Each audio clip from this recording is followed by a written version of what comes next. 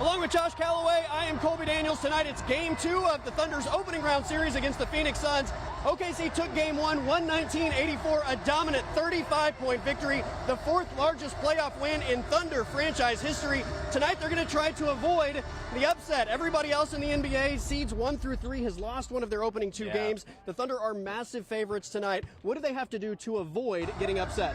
Yeah, well, I think a lot of it's going to come down to just not having that letdown, right, which the Thunder have been so good about avoiding, obviously, the last couple of years, but especially last season and then this entire year. They've come out with that same intensity and mindset every single night. That's what's made them so good.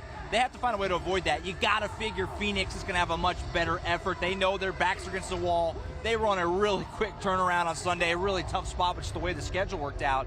They're going to be much more rested. You figured a much better effort from the Suns. Thunder have to match that. They have to raise their level as well to get a similar result as what they had on Sunday. Thunder obviously had a dominant defensive performance, didn't shoot the ball particularly well. You expect that they should shoot the ball better tonight on their home floor, but defense really set the tone, steals, blocks, overall a suffocating defense that really didn't allow Phoenix to find a rhythm at all. And that's really what I'm most curious about tonight in the second matchup here is you know, there was a long stretch in that first game where it felt like Phoenix couldn't get a good look, let alone score. I've only gotten to the 80s, which is very low in the NBA. So I'm very interested to see Coach Jordan Ott, Devin Booker, this op Jalen Green, who had a great play-in tournament. Like, can these guys find a little something? Can they make some adjustments to just generate some better-looking offense? Because if it's a repeat, it's not going to go well for Phoenix. Because for a long time on Sunday, they had a hard time just getting anything. Like I said, the turnovers, it was rough, tough sledding for a long stretch in the first game. So that's a big question for me. Can Phoenix find some semblance of a better-looking offense in the second game? It's fair to give Phoenix that they were on a quick turnaround from the two playing games, sure. and they're going to have a little bit more rest. You expect that they're going to give a better performance today.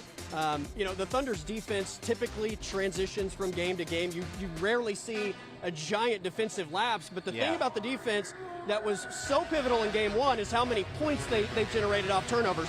19 forced turnovers turning into 34 points. They only gave up 2 points off of turnovers the other way, but when the Thunder aren't shooting the ball well and they're turning defense into offense, they're nearly unstoppable. Yeah, that number still blows my mind, the points off turnover differential in the first game. Obviously, that's got to be emphasis number one if you're the Suns. Got to find a way to clean that up on both ends. You got to force more turnovers, and you got to avoid it, because when this, especially in this place, when it gets rocky, those fast break, Jalen Williams had that big dunk, that's where this place swallows you up. And so Phoenix has got to find a way to avoid that. That was a massive X factor in the first game.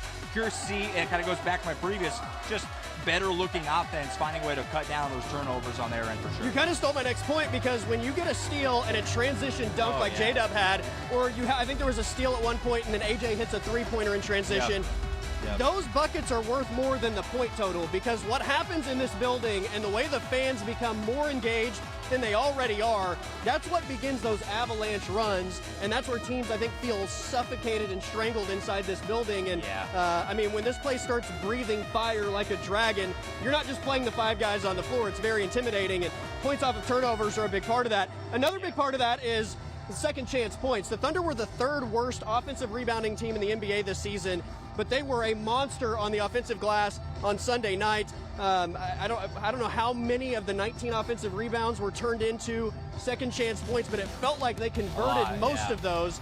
And again, when the Suns are playing small ball because Mark Williams has been out, Isaiah Hartenstein and Chet Holmgren, who are already lethal on the offensive glass, play a much bigger factor. Yeah, you have to find a way to cut down on that if you're the Suns. Like I said, those feel like more than 2 or 3 points whenever you get those second chance and sometimes third chance on Sunday in the first game. You got to find a way for Phoenix to do a little better on the glass, and that's why even in a game where, you said it before, Thunder didn't really shoot that well. SGA certainly didn't shoot nearly what he's capable of. They still won by 35 points because of all the turnovers and then all the second chance points coming off the missed shots and on the offensive glass. So those are two things that in this building, if you don't find a way to clean up, you will get blown out again. That's without a question. All right, Game 2 tonight. It is an 8:30 tip here at the Paycom Center. That is Josh Calloway. I am Colby Daniels. They will get ready for Games 3 and 4 in Phoenix over the weekend, but we expect a rowdy crowd tonight for Game 2.